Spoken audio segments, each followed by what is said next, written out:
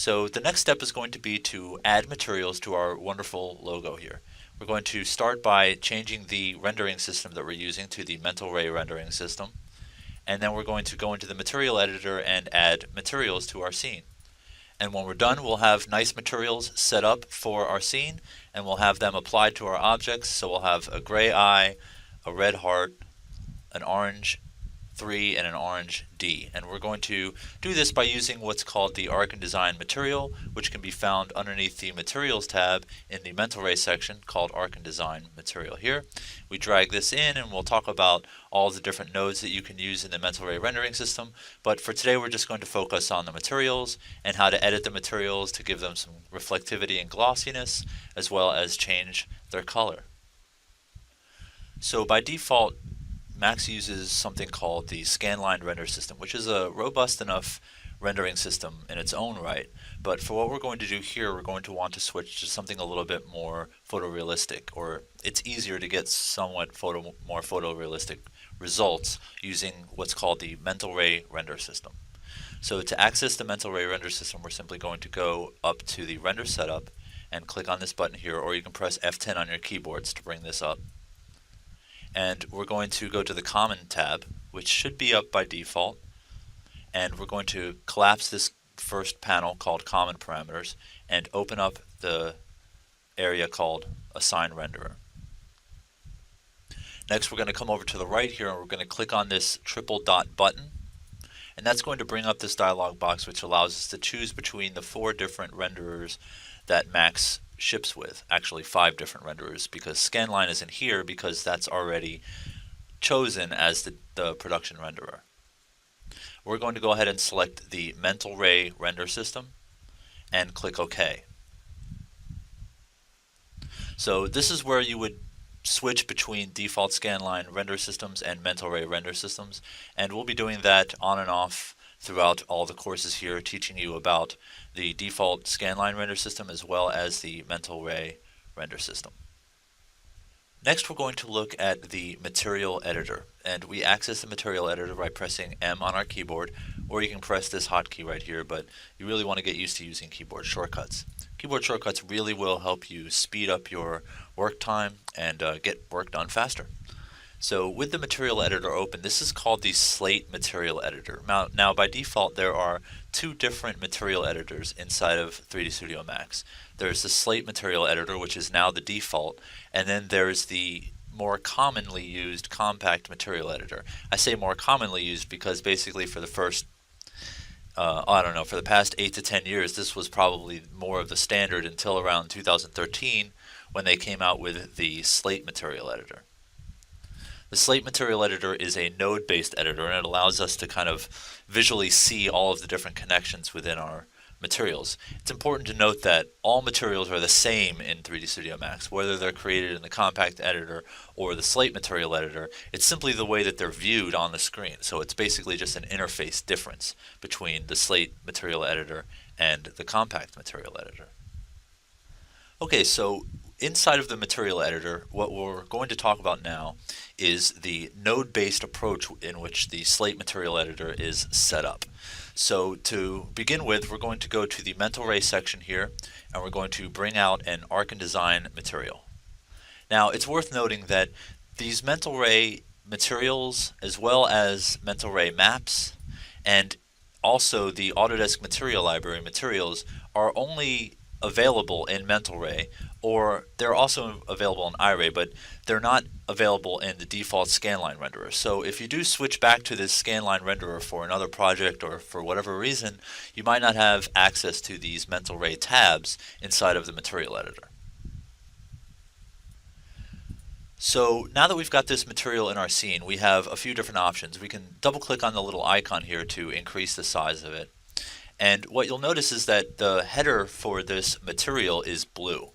We're not going to be using maps today, but if we bring out a standard bitmap, and it's also worth noting that in many cases you use the standard bitmaps in conjunction with Mental Ray materials, you'll see that the bitmap header is green.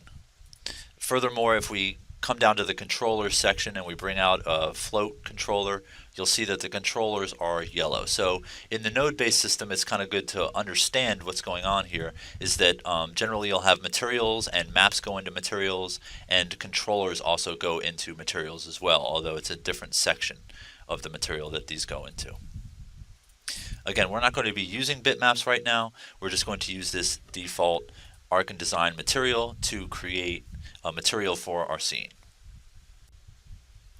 So this is the area that you're going to be kind of constructing your materials in using bitmaps, and you can really end up with long chains worth of information that goes into this, and the node-based editor really helps with that.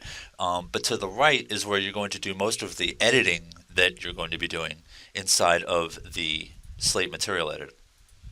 So if we double click on this material, we get its parameters over here on the right. If we use a bitmap again, for example, and we double click on the bitmap, you'll see that you get a different set of parameters over here.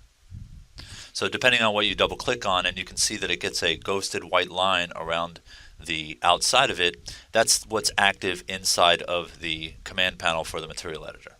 We're just going to go ahead and delete that bitmap again, and now we're going to take a look at some of the settings for this default Arc and Design material.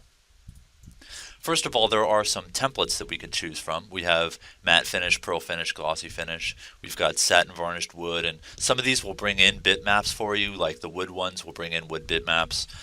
There's glass, there's 3 different kinds of glass, and there's some water textures, some chrome, some brushed metal, and different things, and a lot of these also bring in bitmaps to go along with it. Throughout the courses here at the 3D Training Institute, we'll talk about a lot of these, especially in the architectural class. We make a lot of use of a lot of these presets. But for today, we're just going to go ahead and set this to pearl finish. Now, it's worth noting that this doesn't really save as far as when you jump over to another object, such as another bitmap. I guess I should just leave this in the scene at this point. If I double click on this and then I come back to this, I have select a template. It hasn't changed anything. The settings that we were after when we changed this to pearl finish are still there, such as 0.32 for reflection, 0.2 for glossiness, 6 glossy samples, etc. So all of the settings save, but this little header won't always save. That confuses people sometimes, so I just wanted to make sure that you're aware that just because this says select the template doesn't mean that the template that you selected previously wasn't stored. The next area we're going to edit is what's called the diffuse color. Now, diffuse in 3D Studio Max and most 3D packages stands for color, essentially. It's basically just the color of an object. It really doesn't do much more than that, so that's really all it means. We're going to simply select this box over here, which is going to bring up a color picker, which allows us to choose colors, and we're just going to select sort of a darker slate gray color. We could maybe add a little bit of orange to it if we wanted to by simply clicking in the color palette here, but we're going to keep it pretty dark or pretty desaturated. Okay, but just a little bit of warmth might be nice, but so it's not just a gray. It's a little bit of a warm gray. Maybe go a little bit more towards red if we want. Whatever color you want will be fine.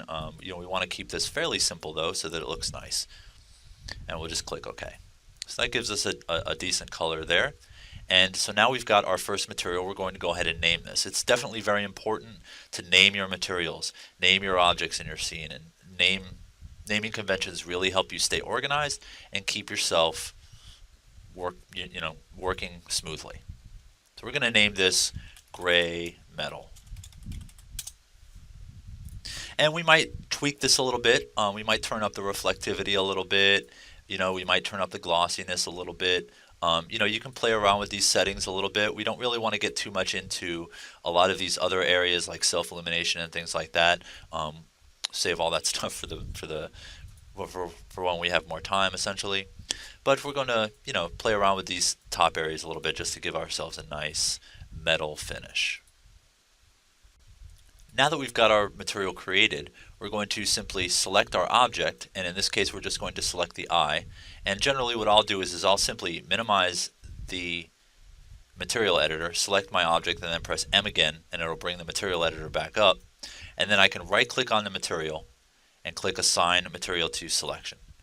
So again, I press M to minimize the material editor, I select my object, I press M again to bring the material editor back up, I right click, and then I click Assign Material to Selection.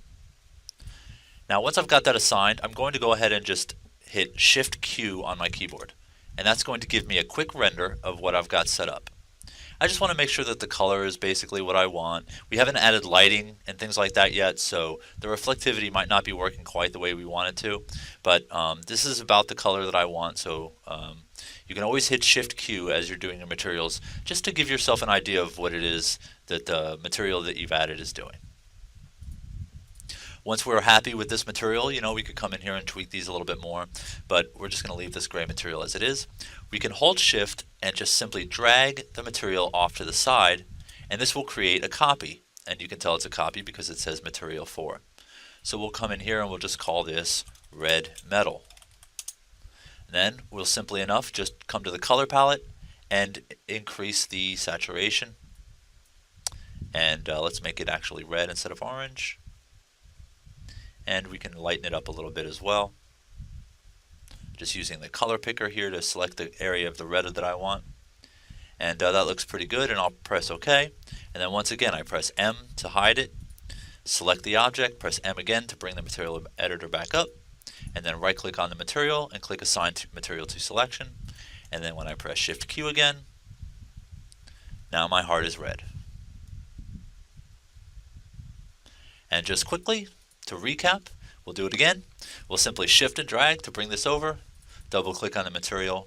Let's go ahead and name this Orange Metal. We'll simply come down here, select the color picker, give ourselves an orange color. That's a little yellow. Let's go orange. We can maybe make it a little bit lighter. And press OK. Press M. Select both letters in this case. Right click on the material, assign material to selection, and press Shift Q. And there we have all of our materials created and assigned pretty quickly. Now these are very simple materials that we're using here.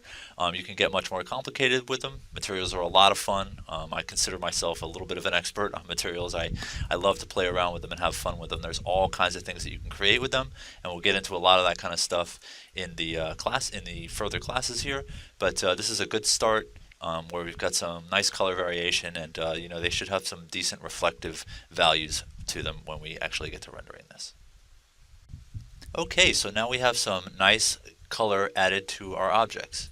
Now remember, we started off by entering the render setup and changing our renderer to the mental ray rendering system. Again, this is going to give us a fairly more realistic result with a little bit less work. Then we opened up the material editor and got to work. But first, talked a little bit about how the material editor is set up. You've got your material browser on the left, you've got your workspace in the middle here, and then you've got your sort of command panel here on the right. And we're able to drag and drop these kinds of material nodes into our workspace here, and then double click on them, which gives them a nice dashed line around them so we know which one is selected, and edit those parameters inside of the command panel here. Moving over to the red one, we can see we changed the color to red, and we changed this one's color to orange. And to start off with, we used the templates. Now remember, this is something that won't save the name of the template up here for you, but it does save all of the settings, and that's really what's important. So the settings should be the same when you switch back and forth between the objects. And then once again, the typical routine for assigning materials is to minimize the material editor, grab your object, open the material editor back up, and then assign material to selection. There are other ways to do it, such as if you can see your object in the scene like this, you can leash it. But to be honest with you, this kind of thing where you're playing around with your window halfway down at the bottom of the screen really slows you down and becomes very cumbersome. I see a lot of people doing it, and it's really handy if you just get in the habit of minimizing and maximizing your material editor using the M keyboard shortcut.